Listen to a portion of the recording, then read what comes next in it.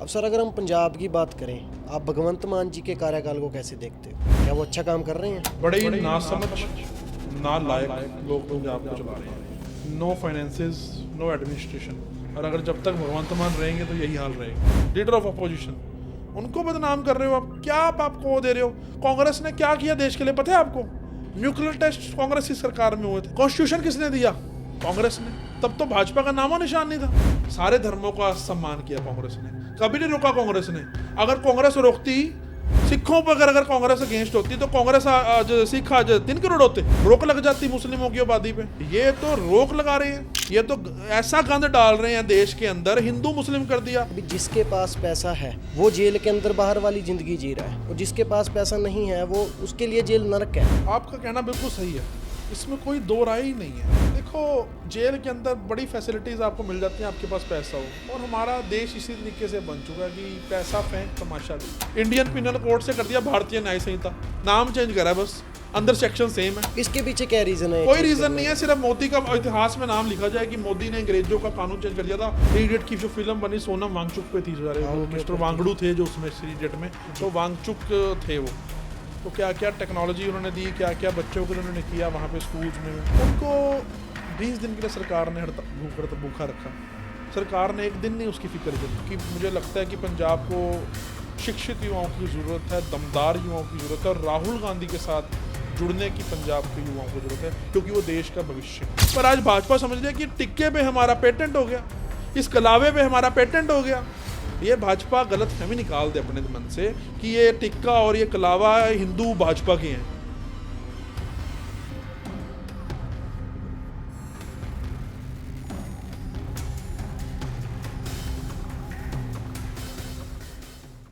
हाँ जी, सत श्री अकाल जी ਸਾਰਿਆਂ ਨੂੰ। ਵਾਹ ਪੋਡਕਾਸਟ ਤੇ ਤੁਹਾਡਾ ਸਵਾਗਤ ਹੈ ਜੀ। ਅੱਜ ਇੱਕ ਹੋਰ ਸ਼ਖਸੀਅਤ ਨਾਲ ਅਸੀਂ ਤੁਹਾਨੂੰ ਮਿਲਾਉਣ ਜਾ ਰਹੇ ਹਾਂ ਜੀ, ਐਡਵੋਕੇਟ ਵਾਸ਼ੂ ਰੰਜਨ ਜੀ ਨਾਲ, ਜਿਹੜੇ ਐਡਵੋਕੇਟ ਵੀ ਨੇ ਤੇ ਰਾਜਨੀਤੀ ਵਿੱਚ ਵੀ ਉਹਨਾਂ ਦਾ ਰੁਝਾਨ ਹੁਣੇ ਤਾਜ਼ਾ ਬਣਿਆ ਜੀ। ਅਸੀਂ ਉਹਨਾਂ ਨਾਲ ਗੱਲਬਾਤ ਕਰਾਂਗੇ ਤੇ ਦੇਸ਼ ਦੇ ਭਿੰਨ ਮੁੱਦਿਆਂ ਤੇ ਅਸੀਂ ਉਹਨਾਂ ਨਾਲ ਗੱਲਬਾਤ ਕਰਾਂਗੇ। ਤੇ ਸਵਾਗਤ ਹੈ ਸਰ ਤੁਹਾਡਾ ਸਾਡੇ ਪੋਡਕਾਸਟ ਤੇ। सबसे पहले तो मैं आपका धन्यवाद करता हूँ, आपने मुझे यहाँ बुलाया और आपका चैनल बड़ी अच्छे से ग्रो कर रहा है। आपको शुभकामनाएं इसके लिए। Thank you sir. और मैं आप सबको बता दूं, मैं एडवोकेट वासु रंजन हूं, चेयरमैन हूं काउंसिल ऑफ लॉयर्स का, और सुप्रीम कोर्ट ऑफ इंडिया में और पंजाब हरियाणा हाई कोर्ट में मैं प्रैक्टिस कर रहा हूं। और हमेशा जब मैं प्रैक्टिस में आया था, मेरा जो पहला पोस्ट था एनरोलमेंट लेने के बाद, वो यही था कि वासु रंजन गरीबों के लिए काम करेगा। वासु रंजन का प्रैक्टिस में आने का मतलब ये है कि अब किसी भी अंतिम नागरिक तक न्याय अगर नहीं पहुंच रहा तो वासु रंजन उसको न्याय दिलवाएगा, और फ्री ऑफ कॉस्ट दिलवाएगा। और ये माननीय सुप्रीम कोर्ट ने भी युवा वकीलों को बात कही कि युवा वकील आए हैं आगे, हमारे अंदर जोश है, तो आपको अपना जो जोश है, आपका पोटेंशियल है, वो समाज की सेवा के लिए यूज़ करना चाहिए। तो मैं आप सबसे भी यही आज गुजारिश करूँगा, जो मुझे लोग सुन रहे हैं, कहीं भी आपको लगे समाज में किसी के साथ धक्का हो रहा है, किसी के साथ अन्याय हो रहा है, तो आपको, क्योंकि जो वकालत है ये बहुत बड़ा वेपन है हमारे पास। बड़े बड़े सुप्रीम कोर्ट के जजेस हुए, बड़े बड़े हाई कोर्ट के जजेस हुए, बड़े बड़े लीडर्स हुए, बड़े बड़े जो स्वतंत्रता सेनानी हुए, जिन्होंने देश को आज़ादी दिलवाई, ये सब लॉ ग्रेजुएट थे, ये सब वकील थे। तो ये जो वकील जो शब्द है ये बहुत बड़ा है, इसकी बड़ी गंभीर मान्यता है, और ये एक, मैं कहूँगा, पूजनीय शब्द है। और इसकी जो पूजनीय शब्द की जो वैल्यू है वो वकीलों को नहीं घटानी चाहिए, और उसके लिए ही मैं काम कर रहा हूँ। और मैं काउंसिल ऑफ लॉयर्स की तरफ से पूरे देश में काम कर रहा हूँ। हम गांव-गांव जा रहे हैं, लोगों की हेल्प कर रहे हैं। हमने कभी कार्यक्रम भी शुरू किया 200 घंटे भारतीय गाँवों में। हमारा जो काउंसिल ऑफ लॉयर का साथी है, हफ्ते में, 15 दिन में, 1 महीने में 1 घंटा वो गांव में जाता है और गांव वालों से बात करता है, उनकी कोई लीगल प्रॉब्लम है उसको सॉल्व करता है। और ऐसे 1-1 घंटा हमारे 200 लोग हैं जो पूरा महीना गांव में जाते हैं। हमने उनको गांव फिक्स करके दिए हुए हैं। मतलब आपने लॉयर्स की एक पूरी टीम तैयार की है जो गांव में जाती है, लोगों की समस्याएं सुनती है और उनका साथ देती है। क्या फ्री ऑफ कॉस्ट ये काम कर रहे हैं? ये फ्री ऑफ कॉस्ट काम हो रहा है। 200 घंटे, यानी कि 200 मेंबर्स 1-1 घंटा एक गांव में लगाते हैं, तो वो 200 घंटे कंप्लीट होते हैं। ऐसे ही हम कई घंटे कंप्लीट करेंगे आने वाले। ये आपने स्टेट वाइज सेलेक्ट किया है? कहाँ पे, मतलब आप कौन सी स्टेट में आपका? अभी हमारा हरियाणा, पंजाब, चंडीगढ़, हिमाचल, दिल्ली, उत्तराखंड, यूपी, अभी हम 7 स्टेट्स नॉर्थ कवर कर रहे हैं। जबकि हमारे जो प्रेसिडेंट्स हैं वो 28 स्टेट्स में रेडी हो चुके हैं और हमारी 25 अगस्त तक रेडी लिस्ट आ जाएगी। हम पूरे 28 स्टेट्स में प्रेसिडेंट अपने स्टेट प्रेसिडेंट डिक्लेयर कर रहे हैं और डिस्ट्रिक्ट वाइज अपनी टीम रेडी कर रहे हैं। हमारे साथ अब तक 7,000 लोग हमारे काउंसिल ऑफ लॉयर का फॉर्म भर चुके हैं और अब हम उसमें से छांट रहे हैं किन किन लोगों को रखा जाए, क्योंकि उन्हीं लोगों को आगे लेकर आया जाएगा जो कुछ उनके अंदर करने का जज्बा है समाज के लिए। तो इस तरीके से हम काम करेंगे और इसके अंदर हमारे साथ रिटायर्ड जजेस जुड़े हुए हैं बहुत, हम देश के, और सीनियर एडवोकेट्स हमारे साथ जुड़े हुए हैं। तो इन लोगों के साथ मिलके हम समाज में एक सकारात्मक काम करने की कोशिश कर रहे हैं। सर आपने अपने करियर की स्टार्ट कहाँ से किया? मतलब आपने ग्रेजुएशन कहाँ से की, उसके बाद लॉ कहाँ से की, और फिर कब आपने शुरुआत की? देखिए, मैं ना बचपन से समाचार पत्र पढ़ता आ रहा हूँ। फर्स्ट या सेकंड क्लास में था तो मुझे अखबार पढ़ने का बहुत शौक था। तो जैसे जैसे मैं करंट अफेयर्स से भी बड़ा ही वाजिब रहता था, मुझे करंट अफेयर्स पढ़ना बहुत अच्छा लगता था। और कुछ परिवार में कुछ ऐसी चीज़ें हुई जो मुझे वकालत की तरफ मेरा रुझान हुआ। मेरे दादाजी की जो लॉ थी वो बीच में रह गई थी। जी। मुझे लगता है कहीं ना कहीं वो चीज़ पूरा करने के लिए, उनका सपना पूरा करने के सपना लिए। कह लीजिए, वो कहीं ना कहीं छूटी हुई चीज़, क्योंकि वो अभी भी मेरे पास मेरे दादाजी की डायरी है। उसमें कई जो केसेस थे, कुछ पारिवारिक मसले थे, वो रिटन आर्ग्यूमेंट के रूप में उन्होंने अपने डायरी में लिखे हुए हैं। वो आज भी डायरी मेरे पास है, मैं अपने दिल से लगा के रखता हूँ उस डायरी को। तो मुझे कहीं ना कहीं लगा कि मेरे जो दादाजी थे वो 5 तरह की एमए थे पंजाब यूनिवर्सिटी से। 1948 में उन्होंने एमए की। MA political science, MA Hindi, MA Sanskrit, MA English, और उसके बाद वो डॉक्टर भी थे, विद्या वाचस्पति थे, पीएचडी होल्डर थे। तो आज मैं जो कुछ भी हूँ अपने परिवार की बदौलत हूँ, अपने शिक्षकों की बदौलत हूँ, जिन्होंने मुझे पढ़ाया, जिन्होंने मेरी उंगली पकड़कर, मेरा कान खींचकर मुझे यहाँ तक पहुँचाया। तो मैं कहूँगा कि आपके परिवार का, आपके पूर्वजों का, आपकी जिस मिट्टी से आप जुड़े हुए हैं, आपको मिट्टी से जुड़ के अगर आप रहेंगे तो आप ग्रो करेंगे। मतलब आपने अपने दादाजी को आइडल मानकर तो आपने अपनी स्टडी पूरी की, जी शुरुआत की। बिल्कुल। एक मेरे 8th क्लास में ही मैंने माइंड में आ गया था कि मेरे को वकालत करनी है। मतलब बच्चे सोचते हैं +1 +2 में भी हमारा कंफर्म नहीं होता, वहाँ तक तो पता भी नहीं होता बच्चे को कि क्या करना है क्या नहीं करना। क्योंकि मैं मैथ और साइंस में बहुत वीक था। ओके। तो मैथ और साइंस में मैं मतलब परमात्मा से दुआ करता था कि मैं पेपर में पास हो जाऊं। तो मेरे पास जो सब्जेक्ट्स मेरे को अच्छे लगते थे, पॉलिटिकल साइंस रह गया था, इंग्लिश रह गया था, हिंदी रह गया था, म्यूज़िक में मैं बहुत अच्छा था। तो चलो किसी ना किसी तरीके से हमारे जो टीचर्स हैं उन्होंने मुझे पढ़ाया और हम विद फ्लाइंग कलर्स में हर सब्जेक्ट में पास भी हुआ। पर आप कहते हैं ना कि मुझे जो रुझान होता है आपका, एक जो आपको फेवरेट सब्जेक्ट्स होते हैं, तो मैथ और साइंस मेरे कभी नहीं रहे। और मैथ में तो मेरे एक बार 3 नंबर भी आए थे सोने से। तो वो विराट कोहली के भी आए थे, मुझे पता लगा थोड़े दिन पहले इंस्टाग्राम पर देख रहा था। तो मेरा और उन्होंने एक इंटरव्यू में कहा था। तो मेरा और भी गर्व से सीना जोड़ा होगा, चलो कोई तो है मेरे जैसा मैथ में। तो चलिए ये सारी बचपन की बातें हैं। पर 8वीं में मैंने समझ लिया था कि मुझे वकालत करनी है और +2 के बाद मैंने अपना महर्षि मार्कंडेश्वर यूनिवर्सिटी मुलाना में एडमिशन लिया। और मेरा पंजाब यूनिवर्सिटी में भी मेरा एडमिशन हो गया था होशियारपुर। और मेरे परिवार ने मुझे रोक दिया वहाँ जाने से कि दूर नहीं भेजना। मैंने एग्ज़ाम दिया था पंजाब यूनिवर्सिटी का। उसके बाद मैंने 5 साल वहाँ से लॉ की। पर मेरे मन में कहीं ना कहीं था कि जो मेरे दादाजी ने पंजाब यूनिवर्सिटी से लॉ की मैं भी वहीं से करूँ। तो मैंने अपनी 5 साल की डिग्री कंप्लीट होने के बाद इमीडिएटली PU में एग्ज़ाम दिया LLM का, मास्टर ऑफ लॉज का। और परमात्मा की कृपा से, भगवान की कृपा से, परिवार की कृपा से मैंने उस पेपर को पास किया और इवनिंग बैच में मैंने LLM कंप्लीट की। उसके बाद अब मैं PhD कर रहा हूँ चंडीगढ़ यूनिवर्सिटी से। प्रिजन राइट्स के लिए मैं PhD कर रहा हूँ। जो हमारे जेलों में कैदी बंद हैं उनके राइट्स क्या हैं, और इंडिया के अंदर, US के अंदर, UK के अंदर क्या क्या डिफरेंस है, जेल के अंदर कैसे कैदी को ट्रीट किया जाता है, इन तमाम चीज़ों पर मैं PhD स्टडी कर रहा हूँ। और मेरी 1.5-2 साल में मैं डॉक्टरेट डिग्री प्राप्त कर लूँगा और एक अच्छी एक जो नॉलेज है समाज को दूंगा। और जो आने वाले लॉ ग्रेजुएट्स हैं वो मेरी उस समझ को पढ़ेंगे। जो जो मैं सोच रहा हूँ उसमें मैं जेल विजिट्स भी कर रहा हूँ, क्योंकि जेल के अंदर बड़ा ही गंभीर तरह का माहौल है।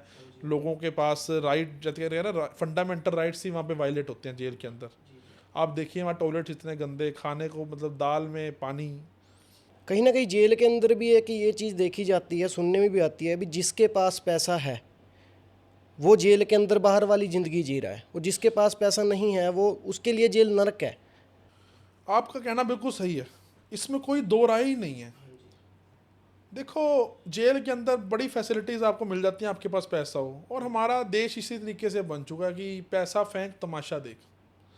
तो इसको आप बदल नहीं सकते, पर एक चेंज लेके आया जा सकता है, शुरुआत की जा सकती शुरुआत की जा सकती है। अब निर्दोष लोग इतने बैठे हैं जेलों में, कैसे उनको बाहर निकाला जाए। हमारा जो सुप्रीम कोर्ट है वो भी कहता है bail is a rule, jail is exception.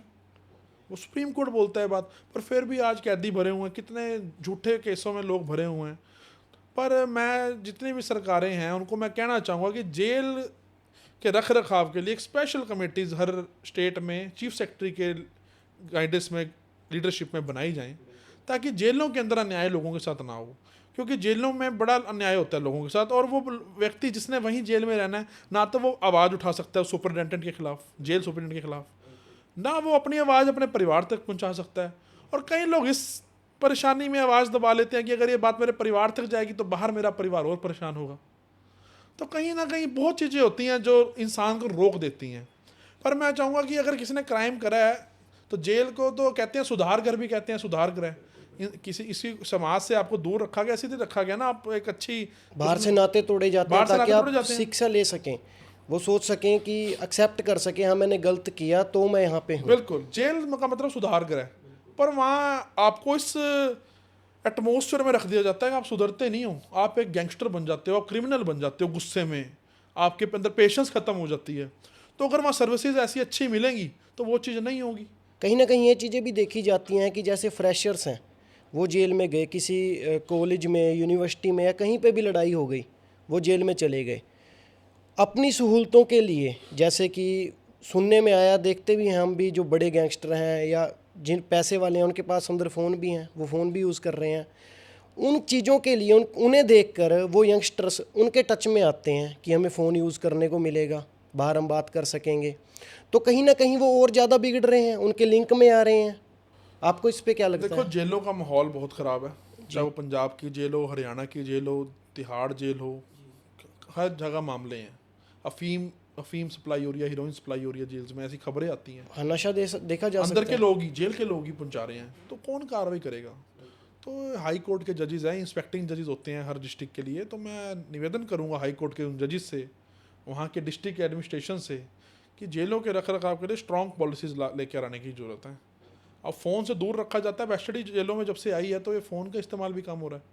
Crime तभी करता है ना इंसान जब उसको कुछ रोका जाए करने से। अब वेस्टडी आ गई फैसिलिटी, अब आप फॉरेन की जेल्स हैं, वहाँ पे आपको मुलाकात, आपको आमने सामने बिठा के आपको साथ बिठा देते हैं।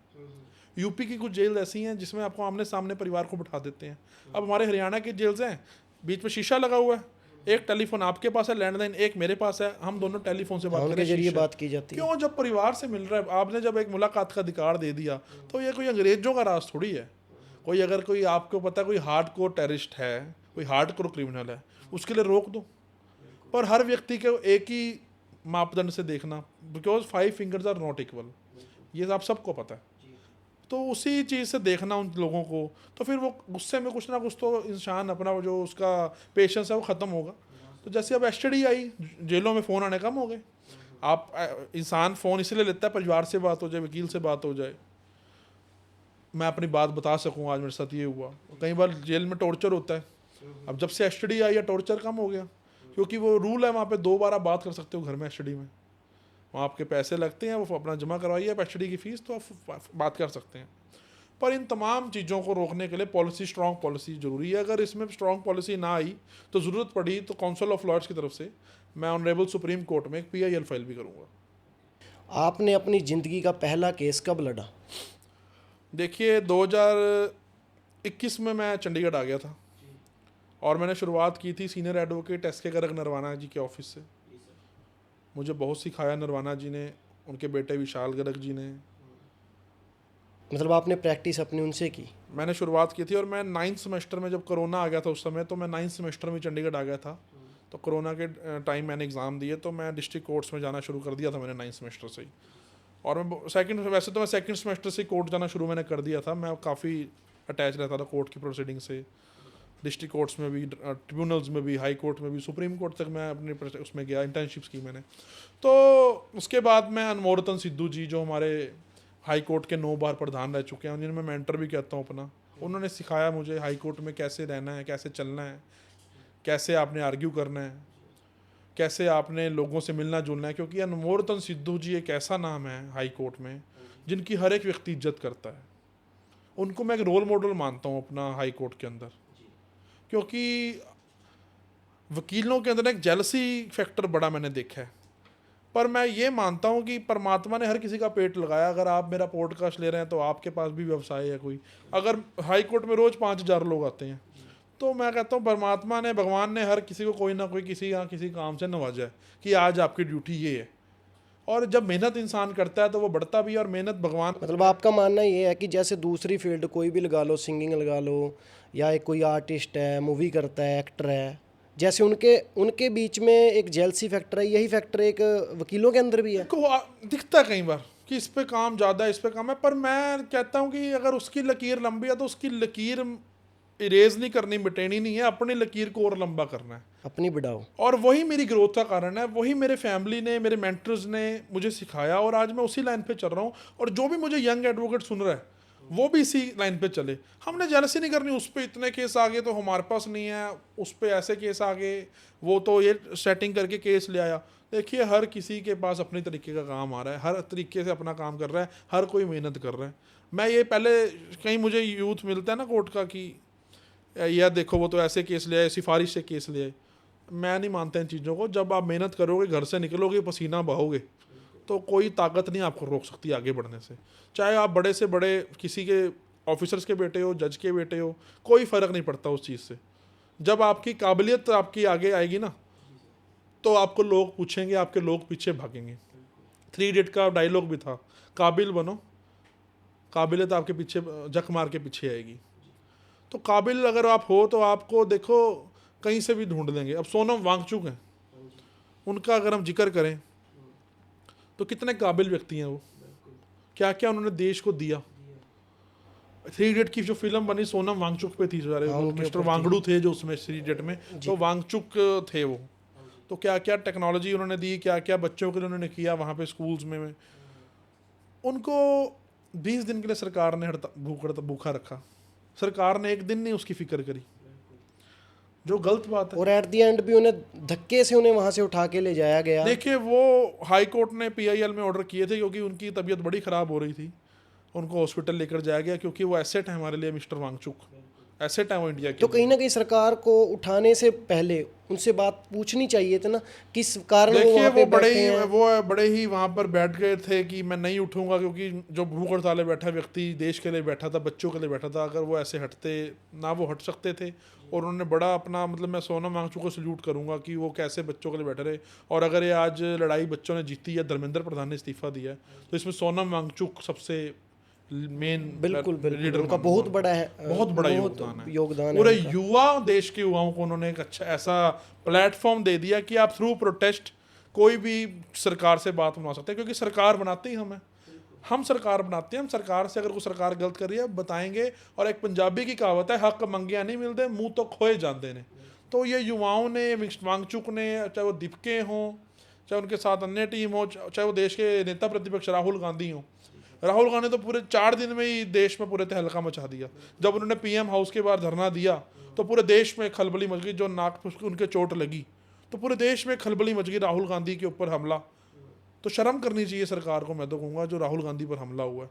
पर राहुल गांधी झुकने वाले नहीं है। ये चोट जो है राहुल गांधी को, ये चीज़ सोशल मीडिया के जरिए तो हम लोगों ने देखी, लेकिन देश की मेन स्ट्रीम मीडिया, उन्होंने तो कम कवर किया। उन्होंने तो और उल्टे इल्ज़ाम लगाए, चाहे वो स्टूडेंट प्रोटेस्ट पे हो, चाहे वो राहुल गांधी जी के प्रोटेस्ट पे हो। मैं देश की मीडिया से बोलना चाहूँगा कि आप ना, मीडिया चौथा स्तंभ बोलते हैं आपको संविधान का, पर जो आज देश में चल रहा है, जिस तरीके से खबरें दबाई जा रही हैं। एग्जाम्पल अभी का देता हूँ, चंडीगढ़ का फ्रेश एग्जाम्पल। चंडीगढ़ कांग्रेस पंजाब भवन में BJP ने घेराव किया पंजाब कांग्रेस के ऑफिस का। I was also there from Congress side. उसमें सिर्फ भाजपा को दिखाया गया प्रोटेस्ट करते हो कांग्रेस के खिलाफ। जो कांग्रेस ने स्लोगन लगाए, कांग्रेस ने मुंह तोड़ जवाब दिया भाजपा को, उसको कम दिखाया गया, उसे कवर नहीं किया उसको कवर ही नहीं किया गया। उस तरीके से दिखाया गया कि भाजपा ने घिराव करा है, जबकि हमने स्लोगन रेस किए और भाजपा के खिलाफ नारे लगाए, भाई पेपर चोर गद्दी छोड़, ऐसे ऐसे नारे लगाए और भाजपा से क्वेश्चन किए, वो उल्टे पैर चले गए वहाँ अब से। आप कांग्रेस पार्टी के साथ भी जुड़े हुए हो? जी, मैं अप्रैल में कांग्रेस पार्टी में मैं आ गया था, राहुल गांधी जी के नेतृत्व में और राजा वड़िंग जी के नेतृत्व में, जो हमारे पंजाब के प्रेसिडेंट हैं। क्योंकि मुझे लगता है कि पंजाब को शिक्षित युवाओं की ज़रूरत है, दमदार युवाओं की ज़रूरत है, और राहुल गांधी के साथ जुड़ने की पंजाब के युवाओं को ज़रूरत है, क्योंकि वो देश का भविष्य है। इसलिए मैं कांग्रेस पार्टी में आया हूँ। और मैं इसलिए भी कांग्रेस पार्टी में आया हूँ, जब मैं देखता था नेता प्रतिपक्ष की संसद में बेइज्जती हो रही है और सरकार उनको ऐसा प्रोजेक्ट करने का काम करती है कि राहुल गांधी तो कुछ नहीं है, राहुल गांधी का कभी माइक बंद कर दिया जाता है, कभी राहुल गांधी को जलील किया जाता है संसद में, बोलने नहीं दिया जाता, बोलने नहीं दिया जाता, तो मैं बर्दाश्त नहीं कर सकता ये चीज़। मैं एक सिटीजन ऑफ इंडिया है और वो कॉन्स्टिट्यूशनल पोस्ट में है, प्रेसिडेंट प्राइम मिनिस्टर के बाद वो हैं सेकंड नंबर पे, लीडर ऑफ अपोजिशन। उनको बदनाम कर रहे हो आप, क्या आप आपको वो दे रहे हो? कांग्रेस ने क्या किया देश के लिए पता है आपको? न्यूक्लियर टेस्ट कांग्रेस की सरकार में हुए थे। कॉन्स्टिट्यूशन किसने दिया? कांग्रेस ने। तब तो भाजपा का नामो निशान नहीं था।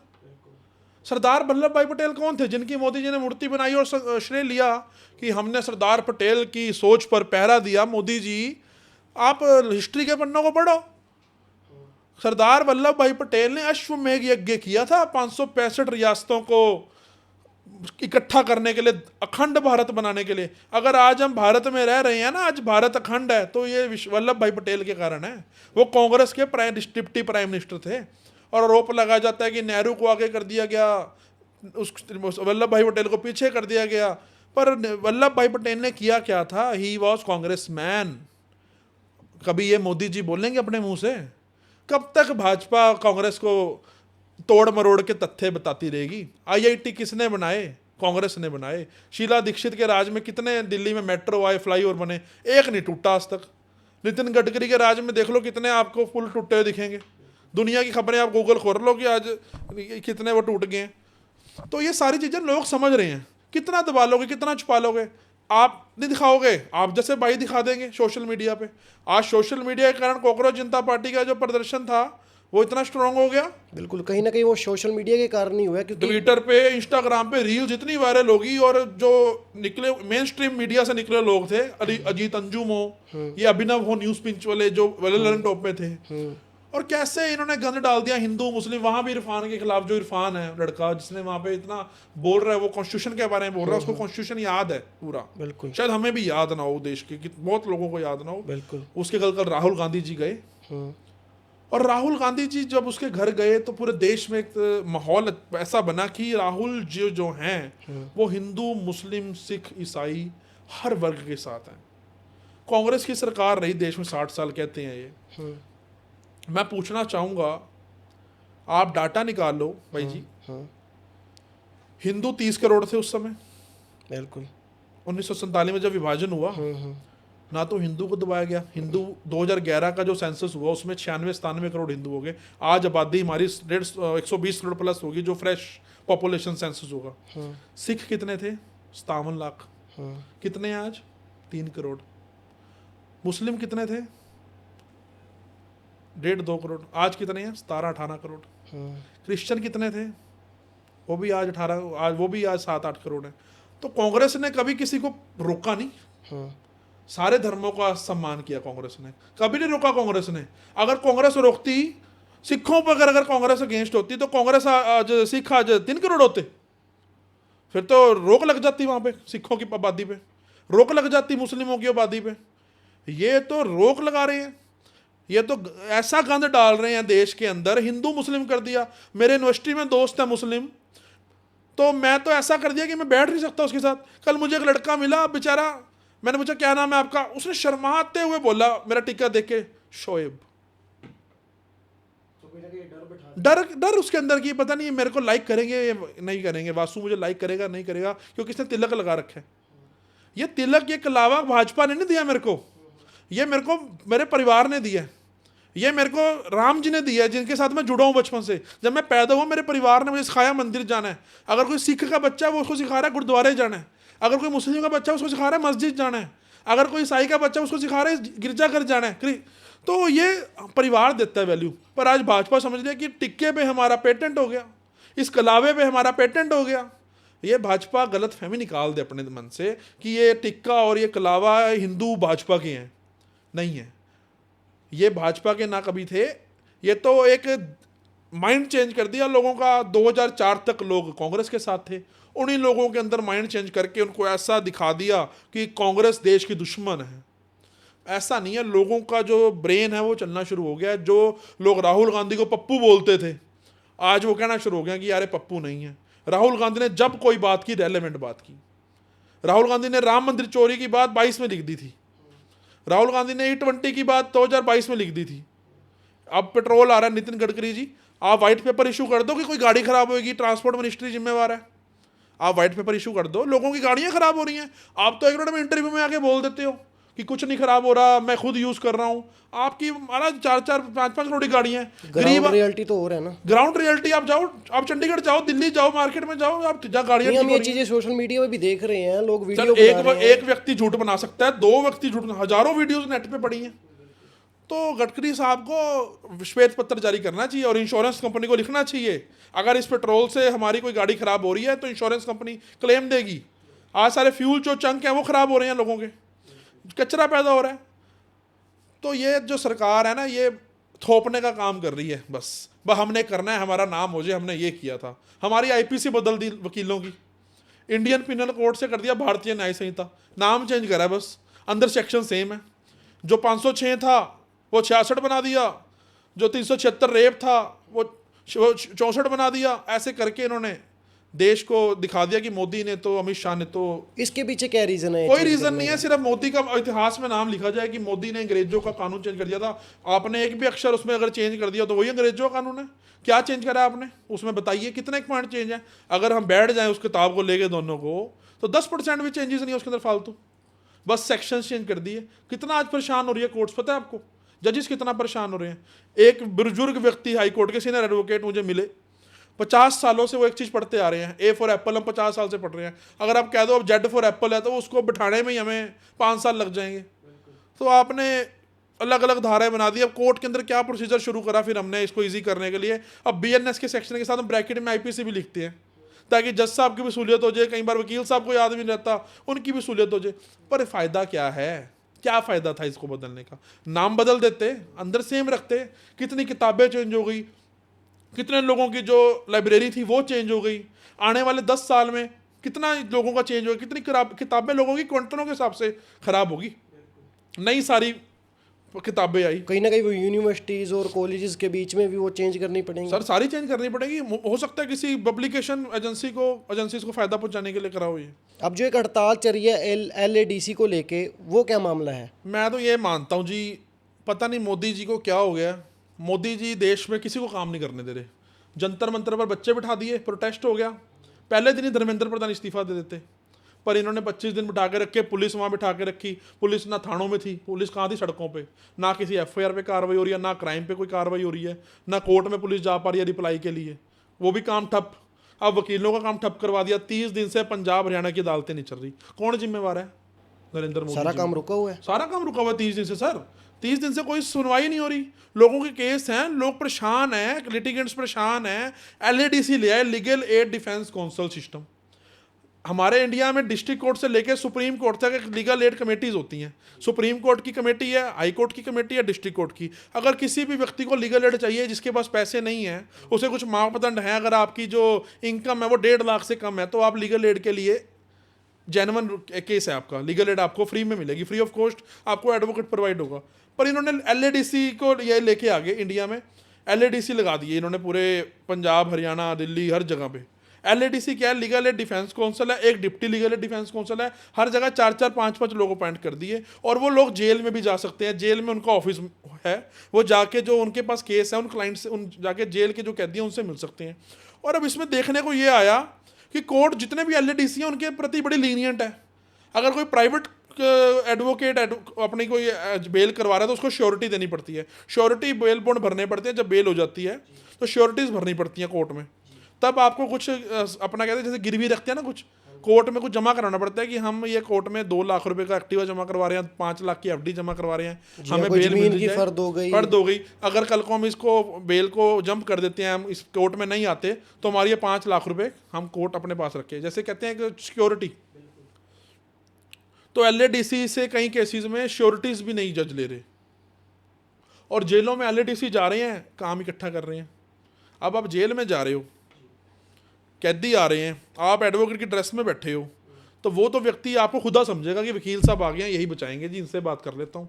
एलएडीसी खुद नहीं वो काम करता, अपने जूनियर्स के थ्रू वो काम करवा रहा है, खुद वो फाइलिंग नहीं कर सकता।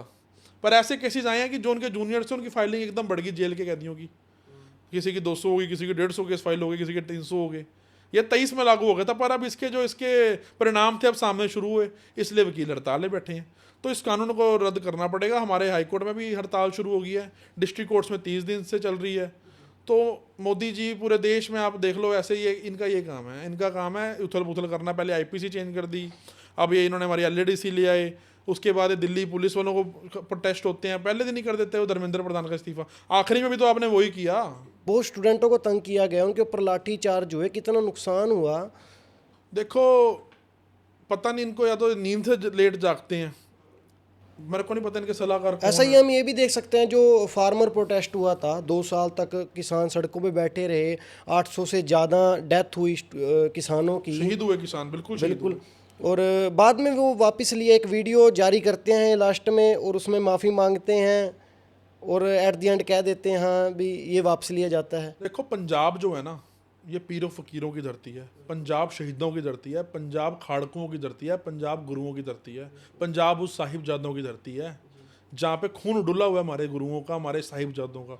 तो अगर मोदी ये समझ रहे हैं कि पंजाब के किसानों को डरा लेंगे, तो वो तो बैठे रहे थे डट के, उन्होंने नहीं समझा किसी को कुछ। मोदी जी को कितनी गालियों का सामना करना पड़ा इस प्रोटेस्ट में, मोदी जी को कितनी गालियों का सामना पड़ना। तो अब ये थोड़ी मोदी जी आ गए इंस्टाग्राम पे अपने व्यूज़ बढ़ा के, फॉलोअर्स बढ़ा के, कोई फ़र्क नहीं पड़ता इन चीज़ों से। आप मुझे सवेरे बताओ, मैं बता दूँ आपको, इतना खर्चा है, आपके भी 303 मिलियन में व्यूज़ वीडियो पे करवाता हूँ। मेरे पास पीआर टीम्स हैं, बता आप मुझे, मोदी जी मेरे साथ बैठे, कोई भी बैठ जाए बीजेपी का मेरे साथ मंत्री, मैं बता दूँगा जी इतना खर्चा आएगा। आजकल तो सब कुछ पेड है जी, फेसबुक पेड, इंस्टाग्राम पेड। आप कह रहे हो कि जैसे मोदी जी के खिलाफ इतने लोग, जनता खिलाफ होती है, अब पहले फार्मर प्रोटेस्ट हुआ, उसके बाद अब ये प्रोटेस्ट हुआ, और बीच में और भी बहुत प्रोटेस्ट हो चुके हैं, लेकिन उसके बाद भी बीजेपी सत्ता में कैसे आ जाती है? किसी भी स्टेट में इलेक्शन होते हैं तो वहाँ इतनी सीटें कैसे जीत लेती है? देखो, आने वाले टाइम में देखो, अब जनता अब जो ये जो आंदोलन हुआ है ना, जो राहुल गांधी जी ने पूरे देश में आंदोलन चलाया, वांगचुक साहब ये देश में आए, तो इससे बीजेपी की जो लोकप्रियता है इसमें बहुत बड़ी गिरावट आई है, और कांग्रेस की लोकप्रियता में भी बड़ी बढ़त हुई है, राहुल गांधी की बढ़त हुई है लोकप्रियता में। तो राहुल गांधी को लोग अब समझने लग गए हैं। अब जैसे जैसे लोग परेशान होंगे, अब ये गाड़ियों को टारगेट कर दिया, गाड़ियों को टारगेट कर दिया, कितने लोग परेशान होंगे। बीजेपी वाला भी गाड़ी चला रहा है, कांग्रेस वाला भी गाड़ी चला रहा है। हम राजनीति से अगर हटके बात करें, तो लोगों को आने वाले समय में पता लगेगा कि राहुल गांधी एक दिन ठीक था, वो ठीक रोता था बेचारा। कहीं ना कहीं आपको ये नहीं लगता कि राहुल गांधी जो तो अपने लेवल पे काम कर रहे हैं, लेकिन जो नीचे स्टेट में कांग्रेस के जो वर्कर हैं, उनकी आपस में बिगड़ने के कारण बीजेपी को फ़ायदा पहुंचता है? जैसे यही चीज़ हमने हरियाणा में देखी, आपसी मतभेदों के कारण बीजेपी ने अपनी सरकार बना ली। यही चीज़ हम पंजाब में देख रहे हैं। अब हमने हाल में ही देखा है कि राजा वड़िंग जी को प्रेसिडेंट बना दिया गया, लेकिन लोगों का रुझान ज़्यादा चरणजीत सिंह चन्नी जी के साथ था। तो इसका फ़ायदा कहीं ना कहीं बीजेपी को पहुंचता है। देखो, बीजेपी की पंजाब में 5 सीटें आ जाएं, आप मुझे कह देना, मैं आपको लिख के देता हूँ चीज़। बीजेपी ग्राउंड लेवल पे 0 है पंजाब में। बीजेपी के 5 तो मैंने ज़्यादा बोल दी वैसे, अगर इनकी 2 ही आ जाए, पहले भी 2 आई हैं इनकी, 2 एक आधी बढ़ जाए। और रवनीत बिट्टू जो क्लेम करते हैं कि अब मैं पंजाब से सीएम का दावेदार हूँ, बड़े बड़े स्टेटमेंट देते हैं। परसों इस्तीफ़ा दिया बिट्टू साहब ने, जो किसी का फ़ोन भी उठाते, हो सकता है शायद वो अपनी वाइफ का भी फ़ोन ना उठाते हैं, अगर उनको फ़ोन आ जाए, उनका तो ये हाल है। और वो बातें इनकी इतनी बड़ी बड़ी हैं, उन्होंने नाम डुबो दिया पंजाब का, उन्होंने अपने दादा का नाम डुबो दिया। उनके वो चन्नी जी ने बड़ी अच्छी स्टेटमेंट दी थी संसद में कि बिट्टू जी, आप उस दिन आपके दादा उस दिन शहीद नहीं हुए थे जब उन्हें आतंकवादियों ने मारा था, आपके दादा तो उस दिन शहीद हुए थे जिस दिन आपने कांग्रेस छोड़ी थी, आप इनके साथ चले गए। 3 महीने पहले आप बीजेपी के खिलाफ आग बबूला हो रहे हो, 3 महीने बाद आपने पार्टी चेंज कर ली एक राजनीति पद के चक्कर में, और अब देख लो बीजेपी ने क्या हाल किया। ना तो राज्यसभा सीट दी, यूज़ करना था उन्होंने कर लिया जितना करना था, मैसेज देना था एक, पर ये तो यूज़ किस चीज़ में हुआ, जीत तो सके नहीं वो। देखो रवनीत बिट्टू के खिलाफ पार्टी में सब हो गए हैं इस टाइम, क्योंकि उन्हें बोलने का ही नहीं पता कि बोलना क्या है।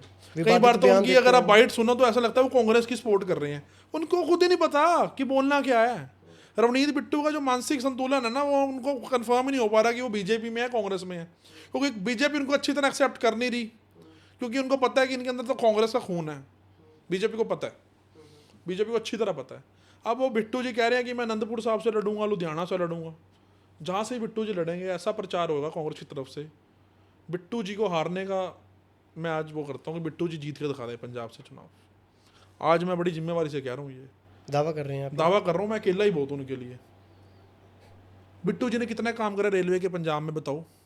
बिट्टू जी 15 साल से एमपी थे, इन्होंने कितने प्रोजेक्ट पास करवा दिए अपने विधानसभाओं में और अपने लोकसभा के अंदर, जो इनके साथ 7 विधानसभाएं लग रही हैं, कितने काम करवा दिए, कितने इनके बजट पास हो गए हैं। बिट्टू जी सारा जनतक करें चीज़ें सारी, एक वाइट पेपर इशू करें, सिर्फ स्टेटमेंट, वो है स्टेटमेंट मिनिस्टर। उनको सिर्फ स्टेटमेंट देनी है, हाईलाइट होना है और कुछ नहीं है। उनको सीखना चाहिए कि कैसे क्या काम करना होता है। पार्लियामेंट में बदतमीजी राहुल गांधी जी से, जिसको कहते थे कि मुझे तो पगड़ी बांधनी भी राहुल गांधी जी ने सिखाई, उसी राहुल गांधी को बोल रहे हैं टेररिस्ट हो जी, आप तो गद्दार हो देश के। गद्दार तो बिट्टू तुम हो, गद्दार पूरे पंजाब को पता है बिट्टू गद्दार है। तो बिट्टू जहीं से मर्जी लड़ ले, कांग्रेस का एक वर्कर बिट्टू को इस बार ईंट सींट बजाने का काम करेगा और किसी कीमत पर लोगों को बताएंगे। और बिट्टू को भी मैं आपको सामने एग्जांपल दूंगा, अभी बिट्टू को लुधियाना के 10 लोग फ़ोन कर लें, बिट्टू के एक का फ़ोन नहीं उठाएगा। ये हालात हैं बिट्टू के। और भाजपा इस कारण तंग थी, भाजपा का वर्कर तंग था। एक बिट्टू का वर्कर बीजेपी का मेरे को मिला था लुधियाना, बिट्टू जी को dead worker, honest worker, Bittu ji के साथ काम करने वाला। बिट्टू जी उसका फ़ोन नहीं उठा रहे 3 दिन से, उस पर FIR लॉन्च होगी झूठी। तो मैं भी उसको जानता था लुधियाना, इसमें कभी मिला मैं उसको, तो उसने मेरा नंबर सेव कर लिया। तो मैंने वहाँ पे सच्चो को फ़ोन करा और उसको सच्चो को बोला कि ही इज़ इनोसेंट, सारे डॉक्यूमेंट्स रेडी करे उसके, और उसको बाहर निकलवाया।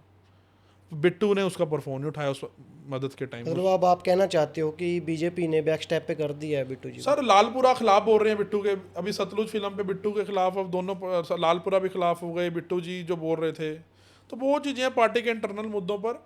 और मैं नहीं समझता कि देखो बीजेपी का कोई ग्रोथ है पंजाब में, बीजेपी को गाँव में तो कोई बढ़ने नहीं लेकिन देगा। रैलियों में तो भीड़ देखी सर जा रैली में सकती तो है। आप बताओ कितनी भीड़ करनी है, सुबह हम बता देकर आपको बता देंगे। रैलियों में तो भीड़ दिल से आती है।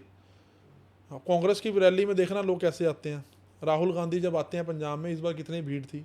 देखो पंजाब में लोग कांग्रेस के साथ जुड़े हुए हैं, परमानेंट जुड़े हुए हैं। और अगर हम बात करें पंजाब में कि ब्लू स्टार के बाद कांग्रेस के साथ लोग नहीं जुड़े, देखो जो भी एक वाकया होना था वो हो गया। हम उसको एक ना कि जख्म को बार बार कुरेदी जाएं, वो दुख देता है हर किसी व्यक्ति को। जो हो गया वो हो गया, पाना जो वर्त गया। उसके बाद भी कांग्रेस सत्ता में आई।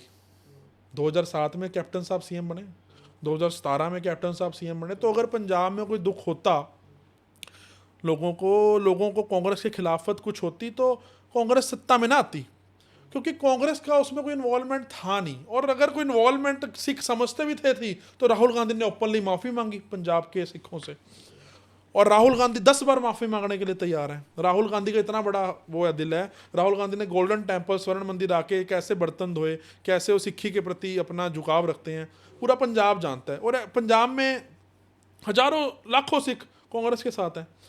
ये कुछ लोग हैं जो बदनाम करने का काम करते हैं। हम आज भी उन लोगों के साथ हमदर्दी रखते हैं जो उस 1984 ब्लू स्टार में जिनका जो शहीद हुए। और कांग्रेस कभी किसी की खिलाफत नहीं करी। और ये लोगों को समझना चाहिए। देखो मैं एक हिंदू हूँ और पंजाब है 9 मास का रिश्ता, सिख है 9, हिंदू और सिख 9 मास है। हमने कभी भी पंजाब और हरियाणा कोई भी स्टेट हो हिंदू सिख को अलग नहीं समझा। पंजाब बड़ा अच्छा स्टेट है। पंजाब में हर एक घर में सिख सजाया जाता है। आज भी कुछ ऐसे गांव, कुछ ऐसे शहर हैं जहाँ पे सिंह लगाते हैं। हमारे घर में जो मेरे ताया जी हैं वो सिंह यूज़ करते हैं वर्ड अपने नाम के साथ। तो पंजाब के अंदर ऐसा माहौल कुछ मुट्ठी भर लोगों ने कर दिया। और मैं अभी वही दोबारा मैं रिपीट करूँगा, पंजाब में 57 लाख किसान, जब देश में 57 लाख की सिख थे 1947 में, आप अलग देश की मांग करते हो, आप खालिस्तान की मांग करते हो, तो आज 2.5-3 करोड़ हैं, तो कभी किसी ने रोका आपको? कितने आप आज़ादी से काम कर रहे हैं। सिख कोई सरदार जी, कोई सिख हमारा जेंटलमैन, किसी को कोई दिक्कत नहीं है। ये जो कुछ लोग वो हैं जो, दिक्कतें तो सर है कहीं ना कहीं पे, किसान जो सिखों के साथ धक्काशाही तो होती है, ये चीज। कोई धक्काशाही नहीं होती जी, कोई धक्काशाही नहीं होती, कानून का राज है जी, कभी धक्काशाही नहीं होती। ये कुछ लोग हैं जो आपको डाइवर्ट कर देते हैं आपको प्लेटफॉर्म से, और जिसके कारण रिश्ते खराब होते हैं। ये ऐसी डिस्कशंस हैं जिसको जितना मर्जी बढ़ाया जाओ। बंदी सिंहों के मुद्दे पे आप क्या कहना चाहेंगे? देखो, क्या आपको जो लगता है वो कानूनी तौर पे उन्होंने अपनी जो सजाएं हैं वो पूरी जिसकी कर सजा चुके पूरी हैं? होगी उसको बाहर आना चाहिए। पर अगर कोई हार्डकोर क्रिमिनल है, उसको बाहर नहीं लेके आना चाहिए, वो कोई भी हो चाहे। अगर किसी को राजीव गांधी जी के जो हत्यारे थे उन्हें भी तो बाहर लाया गया ना। देखो, इसके अंदर मैं यही कहना चाहूँगा कि बंदी सिख जो भी नजायज अंदर बैठे हैं उनको निकालना चाहिए। सभी ने अपनी सजाएं पूरी कर ली हैं, मतलब देखो, 20-25 साल से वो अंदर हैं। एक ना मैं बिंगे अब लॉयर बताता हूँ आपको, एक कंडक्ट होता है आपका कि क्या कंडक्ट रहा है, आप क्या कंडक्ट है आपका, लॉ एंड ऑर्डर की सिचुएशन कैसी रहेगी। तो ये तमाम चीज़ें हैं जो देखनी पड़ती हैं। पर जो जिनकी सज़ा पूरी हो चुकी है उनको बाहर निकालना। तार सिंह हवारा जी हैं जिनकी माता जी बहुत ज़्यादा सीरियस हैं, उनको उनसे मिलने नहीं दिया जा रहा। इसकी पिटीशनें भी जो कोर्ट के अंदर दाखिल की गई कि उन्हें एक बार, कम से कम एक बार तो मिला दिया जाए, लेकिन उन्हें उनसे भी नहीं मिलाया जा रहा। देखो, चाहे कोई भी व्यक्ति हो, अगर किसी को कोई मेडिकल प्रॉब्लम है वो हाई कोर्ट, सुप्रीम कोर्ट तक जा सकता है। कोर्ट के दरवाजे खुले हैं सबके लिए। अगर कोई भी आपको ऐसा है तो कोर्ट्स बैठी हैं, कोर्ट उसकी जेन्युइननेस चेक करेगी, कोर्ट उसकी करेक्टनेस चेक करेगी, कितना करेक्ट है, गंभीरता चेक करेगी, मेडिकल रिपोर्ट्स चेक करेगी। तो ऐसा नहीं है कि कोर्ट्स आपको रिलीफ नहीं देती। हाई कोर्ट्स बैठी हैं, सुप्रीम कोर्ट बैठी है। अगर सरकार कोई धक्का कर रही है तो आपको थ्रू प्रॉपर चैनल आपको अपनी मांग रखनी चाहिए, तो ज़रूर पूरी होगी वो। मतलब आप कह रहे हो कि ये कानून सबके लिए बराबर है? बराबर है जी। मेरे मेरे देखो, अगर मैं बोल दूं कि कानून बराबर नहीं है तो ऐसे ऐसे हम भी केस लड़ते हैं। अगर मैं आज राजनीति में हूं तो मैं इसलिए हूं कि मैं चाहता हूं कि कोई शिक्षित व्यक्ति राजनीति में आए, और जो भी युवा मेरे साथ जुड़े होते हैं, मुझे मिलते हैं, तो मैं उनको भी कहता हूं कि एक अच्छी सेज आए समाज में, एक अच्छी, अब कोई शिक्षित व्यक्ति आएगा, बीइंग एडवोकेट हम काम कर रहे हैं, कल को अगर सरकार आ जाती है जिस पार्टी के साथ हम काम कर रहे हैं, तो अच्छी पॉलिसीज बनाने के लिए सरकार की मदद करेंगे हम। वकालत करते करते कौन से पॉइंट पे आपको लगा कि अब मुझे पॉलिटिक्स में जाना चाहिए? देखो, ये जो राजनीति है ना, इसमें दिन ब दिन इसे गंद हो रहा है। मतलब आप बोलो, इतनी गंदगी फैल रही है राजनीति में, तो मुझे लगा कि अब जाना चाहिए, अब युवाओं को आना चाहिए आगे। और राहुल गांधी के साथ जो गलत हो रहा है वो मैं बिल्कुल नहीं बर्दाश्त किया। मेरे मतलब, आप एक सेकंड नंबर के व्यक्ति के साथ देश के, और इतना बड़ा घराना है जो देश का, उसके साथ आप वो कर रहे हो। और आरएसएस से मैं पूछना चाहता हूँ, आप बड़ा त्याग सिखाते हो, त्याग समर्पण की आरएसएस बात करती है, तो आपको पता है राहुल गांधी का क्या त्याग है, सोनिया गांधी जी का क्या त्याग है, प्रियंका गांधी का क्या त्याग है? आपने कभी सोचा? मेरी आंखों में आंसू आ जाते हैं। अगर आपके घर में किसी शहीदी होगी ना किसी की, तो आप जान के देखना, समझ के देखना कितना दुख होता है। सोनिया गांधी के हस्बैंड राजीव गांधी, उनकी हत्या कर दी गई। राहुल गांधी जी की दादी, राजीव जी की मम्मी, माँ उनकी हत्या कर दी गई। और आज भी सोनिया गांधी जी ने अपने दोनों बच्चों को छोड़ा हुआ पब्लिक में। अगर किसी की माँ, किसी के अगर शहीद हो जाए ना, बाहर नहीं भेजते अपने घर वालों को। मतलब आंखों में आंसू आ जाते हैं वो चीज़ सुन के कि हुआ क्या। चिथड़े चिथड़े उड़ा दिए थे इंदिरा गांधी के, राजीव गांधी के। तो सोचना चाहिए देश को कि राहुल गांधी जी देश के लिए काम कर रहे हैं, राहुल गांधी का परिवार देश के लिए काम कर रहा है। आरएसएस की जो त्याग है, ये कोई देशभक्ति का सर्टिफिकेट नहीं देती आरएसएस कि हाँ भाई हमसे देशभक्ति सीखो। कोई देश में पैदा नहीं हुआ जो देशभक्ति का सर्टिफिकेट दे। क्या आपको लगता है बीजेपी जो सरकार है वो आरएसएस से चल रही है? बिल्कुल चल रही है। नागपुर से जो आदेश आता है वो बीजेपी में फॉलो होता है। बीजेपी चल ही नहीं सकती कभी।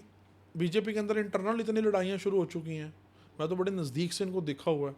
इंटरनल इतनी फाइट्स हैं, नाम मंत्रियों की चल रही है बीजेपी के, जो सर्वा हैं, मोदी शाह हैं। मेरे को तो इतना भी, जो मेरे सोर्सेज हैं, कुछ पता लगा कि सिर्फ अमित शाह हैं जिनकी पीएमओ में चेकिंग नहीं होती, और प्राइम मिनिस्टर रेजिडेंस पे बाकी सारे लीडर्स की चेकिंग होती है। वो तो सिक्योरिटी का मसला है ना। अमित शाह की पर चेकिंग नहीं होती। All are equal. पर दो ही इस सर्वा हो रखे हैं देश में, मोदी और अमित शाह। तो ये सारी बातें हैं जो हमें सुनने को मिलता है। बाकी तो चलो मोदी जी को आने वाले टाइम अभी भी नज़दीक पहुंच गए थे राहुल जी, जब अपोजिशन इकट्ठा हुआ था देश का, राहुल जी काफ़ी आगे पहुंच गए थे, पर चलो कोई बात नहीं। अभी परसों मुझे कोई व्यक्ति कह रहा था अभी तो 2034 तक चाय उबलेगी, तो मैं उनको बोलना चाहता हूँ कि अगर बार बार चाय उबालते हैं ना तो चाय जहर बन जाती है। तो अब देश की जनता जान चुकी है वो जहर ग्रहण नहीं करेगी। लगता है आपको अगले इलेक्शनों में बिल्कुल कांग्रेस लगता है सर। सत्ता अभी में आप आएगी? देखना, जैसे अभी धर्मेंद्र प्रधान ने इस्तीफा दिया, तो अगर मोदी का भी इस्तीफा हो सकता है।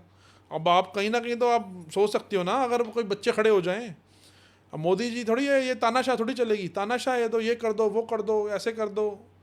वो होगा जो अच्छा होगा समाज के लिए, देश के लिए अच्छा होगा, जिसमें टुकड़े टुकड़े नहीं होंगे देश के।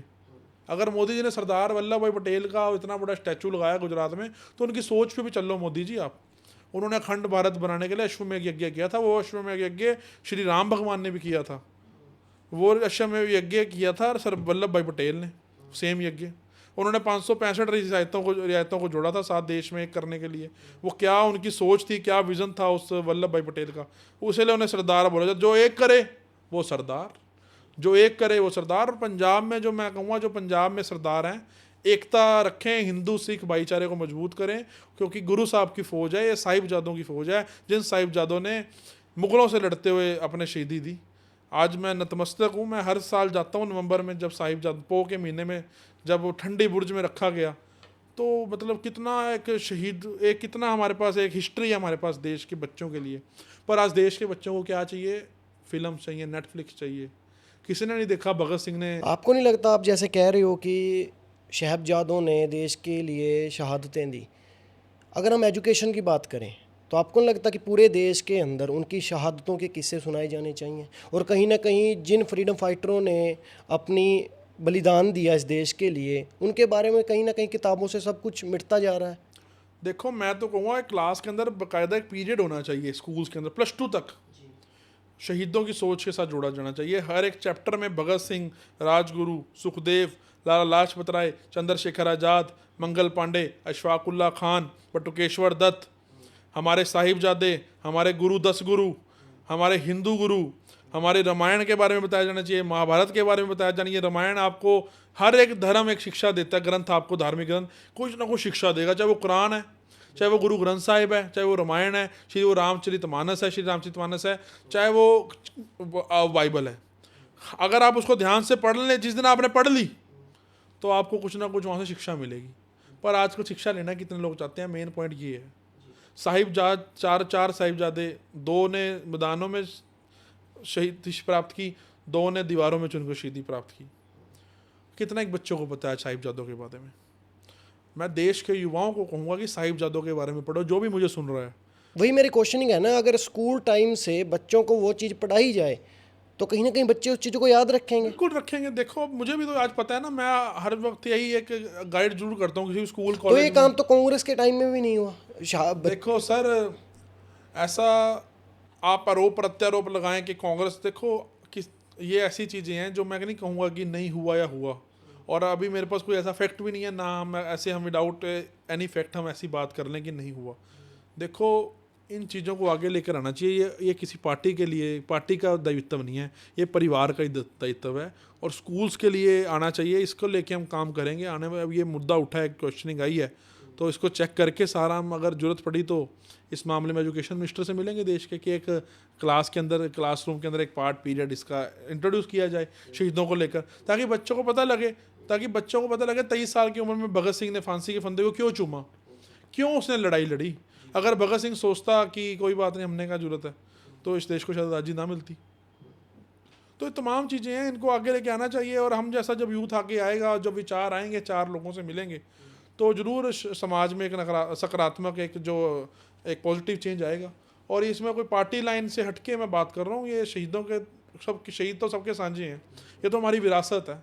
जो कौम शहीदों कहीं ना कहीं पार्टियां उसके बाद ही बनी हैं, जो उन्होंने शहादतें दी हैं, तभी हम लोग यहाँ पे हैं। तभी तो पार्टियां राजनीतिक रोटियां सेकी जा रही हैं, चाहे कोई भी पार्टी हो, राजनीति हो ही उसके उनके कारण रही है। कॉन्स्टिट्यूशन दिया था कांग्रेस ने, तब तो भाजपा थी ही नहीं। अब कॉन्स्टिट्यूशन वही चल रहा है, वो तो नहीं बदल सकते।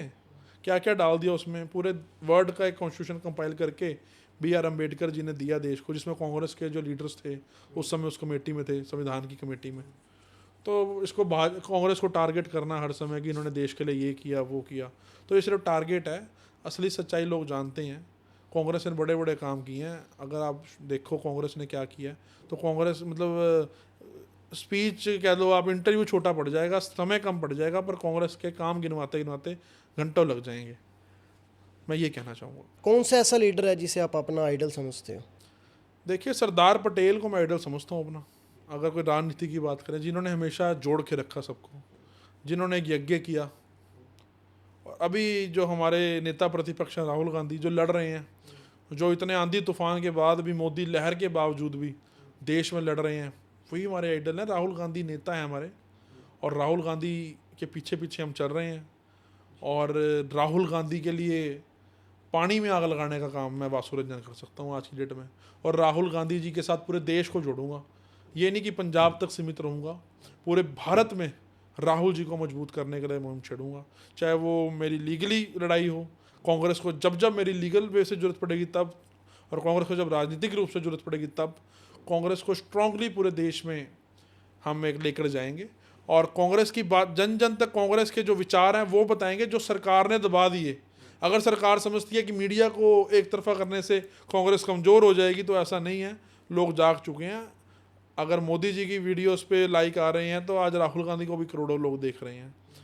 मोदी जी की वीडियोस पे जाके कभी कमेंट देखना आप क्या क्या आ रहे हैं, पता लग जाएगा मोदी जी को। आप PR टीम को मोदी जी बोलने अपनी कि कमेंट निकाल के दो मेरे को जो आ रहे हैं लोगों के। मोदी जी वो करें, पब्लिक करें कमेंट कि ये मुझे कमेंट आए हैं, उनका जवाब दें आके। 30 सेकंड की वीडियो बना दी, आपको पता लग गया कि व्यूज़ बढ़ रहे हैं, फॉलोअर्स बढ़ रहे हैं। नया तरीका मोदी जी को मिल गया, हफ्ता 10 दिन ये चलेगा। मोदी जी तो ऐसा लगता है खेल रहे हैं, कभी इंस्टाग्राम पे, कभी हेलो फ्रेंड्स। क्या आप देश का युवा मोदी जी से फ्रेंडशिप करेगा? मोदी जी ये तो पूछ लें कि फ्रेंडशिप करना भी चाहते हैं नहीं। आपके साथ यूपी के मुसलमान हिंदू फ्रेंडशिप करना चाहते हैं कि नहीं? आपने जो देश में अराजकता का माहौल बना दिया, देश में लड़ाई करवा दी हिंदू मुस्लिम की, क्या हिंदू मुस्लिम का रिश्ता वो बन जाएगा दोबारा जो यूपी में बन गया? ठीक है, जो लोग गलत थे कार्रवाई करो, हम साथ हैं, करो कार्रवाई अगर किसी ने गलत किया।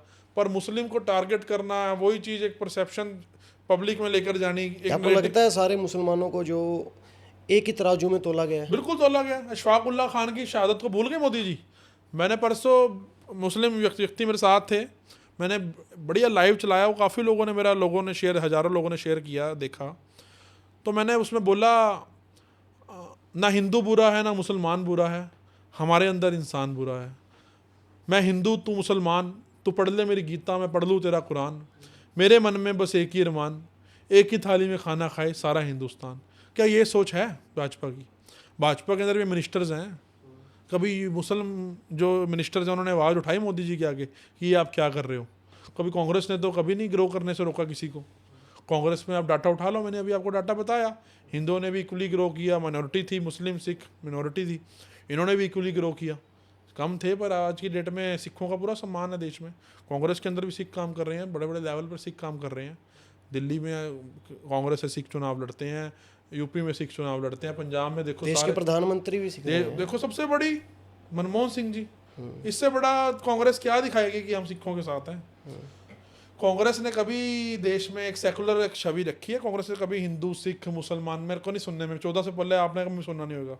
हमारे कभी कई बार वो लगता है कि हमारे बाप दादा उन्हें ठीक करा होगा कि वो कांग्रेस को उन्होंने वोट डाली, इसलिए देश इतना आगे बढ़ गया।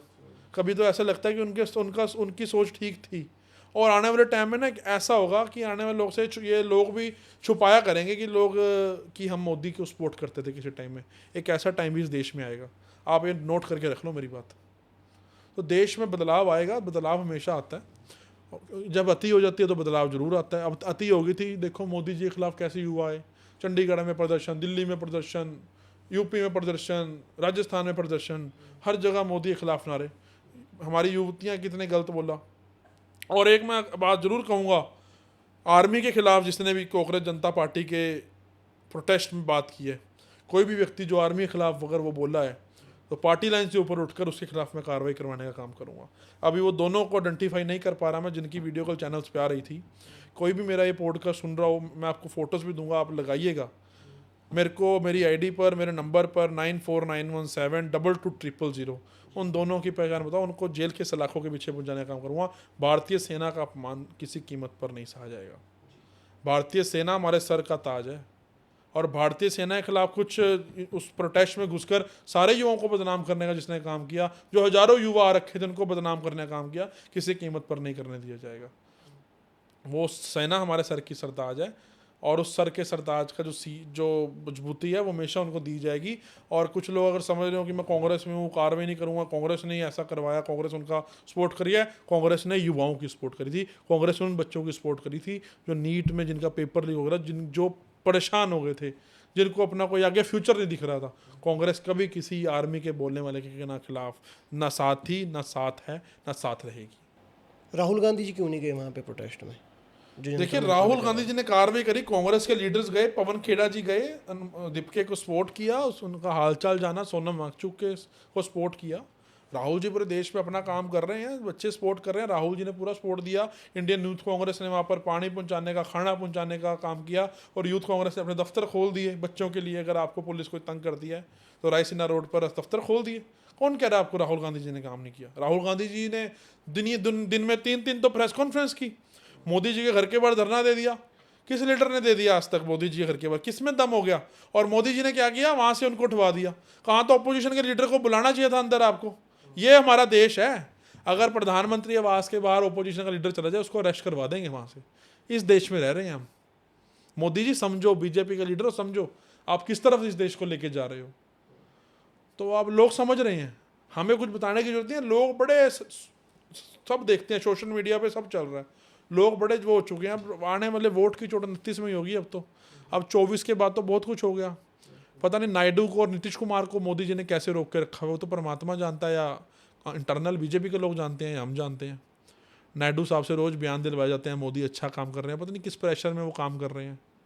कुछ तो मजबूरियाँ रही होंगी, यूँ कोई बेवफा नहीं होता। अभी बेवफा होंगे मोदी जी आपसे, नायडू साहब भी होंगे और नीतीश जी भी होंगे। इस बार तो नायडू साहब के समर्थन से ही सरकार बनी है मोदी जी की, नहीं तो जो पत्ता साफ था इस बार। यूपी में आपको लग रहा है कि योगी जी को भी पीछे हटाया जा रहा है? देखिए, योगी जी के काम की मैं सराहना करता हूँ जी। इंडिविजुअल लेवल पे, पार्टी लेवल से हटके, जो उन्होंने गुंडों के खिलाफ, बदमाशों के खिलाफ किया। क्योंकि बचपन से कहीं ना कहीं हमें सुनने को मिलता था कि यूपी में क्राइम है, यूपी में जो हमारी बहनें हैं वो बाहर नहीं आ सकती रात को। तो अगर वो ऐसा नहीं है कि कभी मौका नहीं मिला, कभी कांग्रेस को मौका नहीं मिला उस चीज़ को सेट करें, क्योंकि वहाँ अखिलेश यादव जी की सरकार थी और कांग्रेस और अखिलेश जी इकट्ठे लड़ते थे, तो कभी उस चीज़ को सोचा नहीं गया। पर अगर कुछ अच्छा कोई करता है तो अच्छाई भी उसकी करनी चाहिए। योगी मॉडल, मैं कहूँगा योगी मॉडल है ये। हमारे कहीं पंजाब के लीडर्स भी बोल चुके हैं कि योगी की तरह होना चाहिए।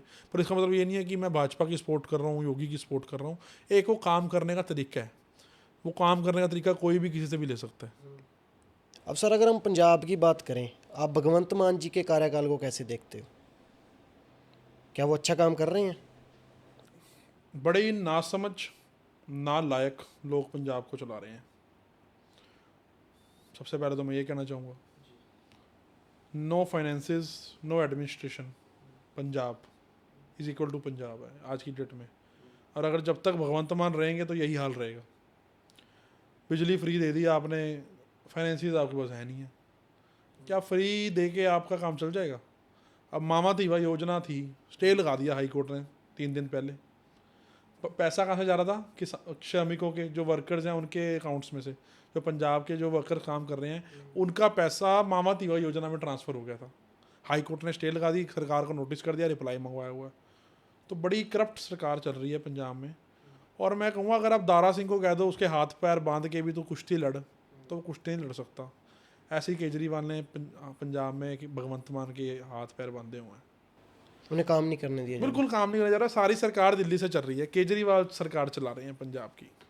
भगवंत मान तो एक मोरा, एक फेस है बस। पंजाब का जो भी ट्रांसफर्स हैं वो भी केजरीवाल के थ्रू होंगी। पंजाब के अंदर कौन सा काम कब होना है वो भी केजरीवाल के थ्रू होगा। जो एमएलए केजरीवाल की हाजिरी मारेगा उसके काम होंगे, अदरवाइज़ किसी के काम नहीं होंगे। एमएलए उसके पास पावर्स ही नहीं है। एमएलए ऐसे हो रखे हैं पंजाब के कि डीसी एसपी से हमारी दोस्ती हो जाए थोड़ी सी, ताकि हमारे काम हो जाए।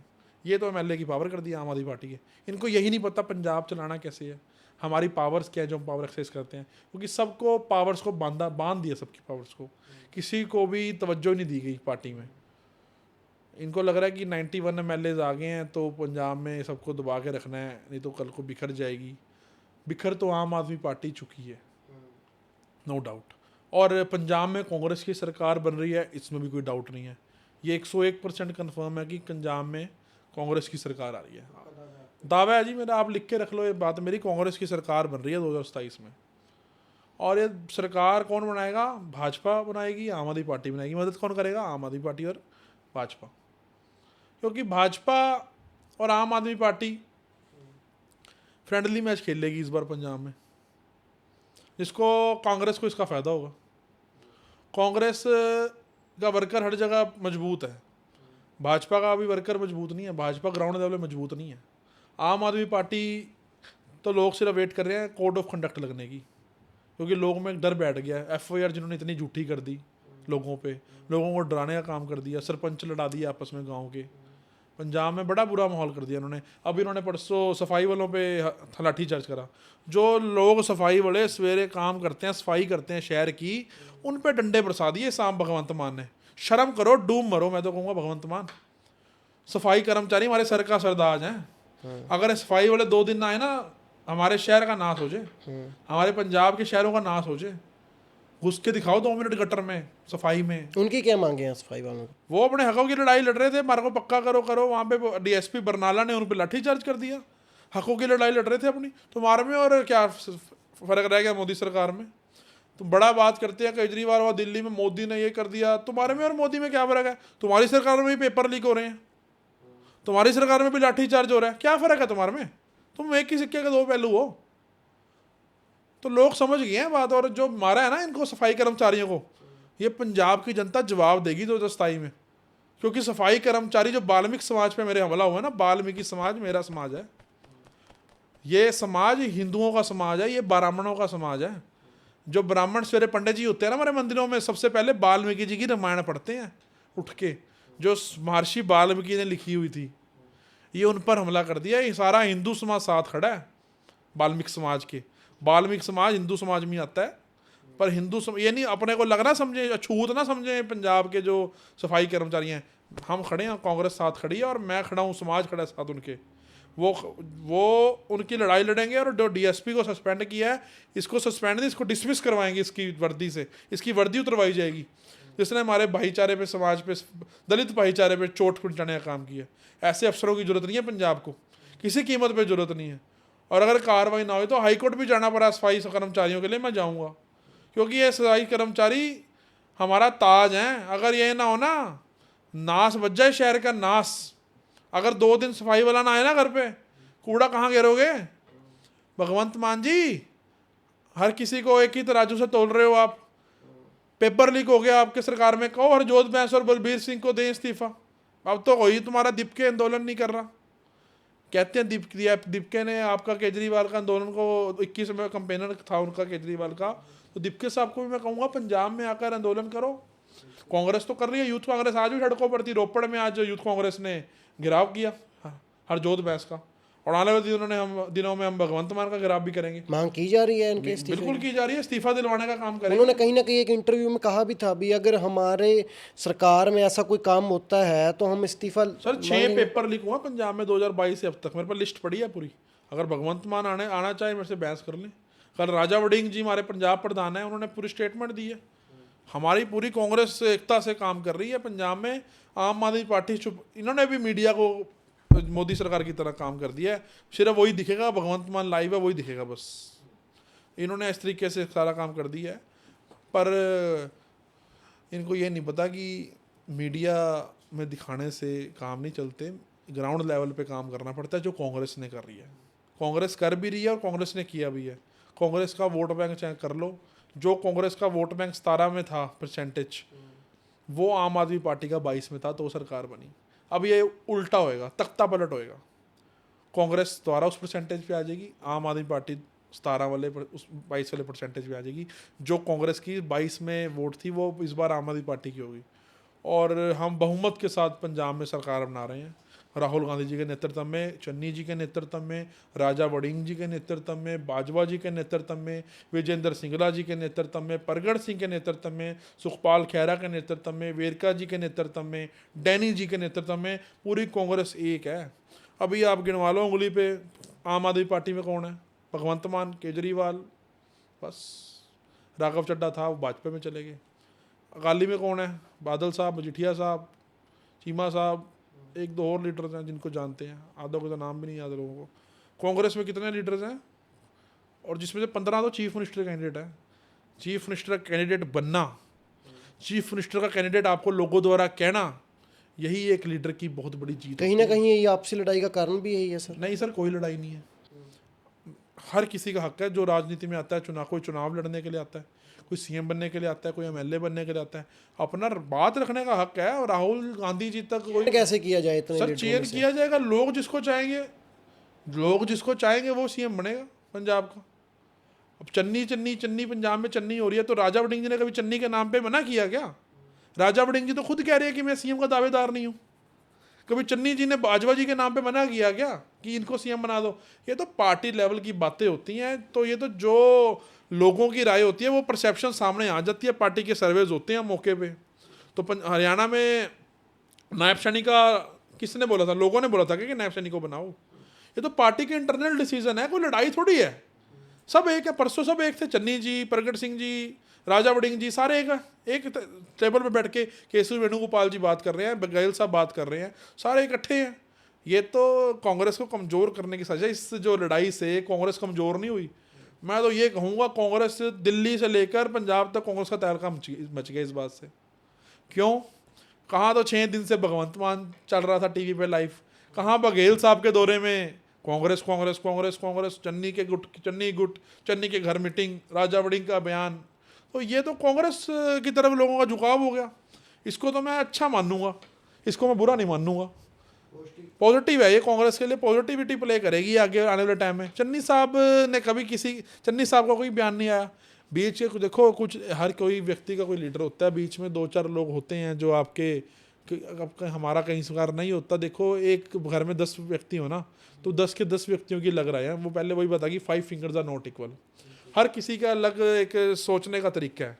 तो अगर किसी ने गुस्से में बोल भी दिया परिवार में, तो ये राजनीतियाँ चलता रहता है। हरियाणा में आप कांग्रेस को कैसे देखते हो? क्योंकि वहाँ पे भी 2 गुट बने हुए, एक शैलजा गुट, एक हुड्डा गुट। सर कांग्रेस स्ट्रॉन्ग है काफ़ी हरियाणा में। कुछ गलतियाँ कांग्रेस ने हरियाणा में की थी जो मैं मानते हो आप इस बात? मानता हूँ।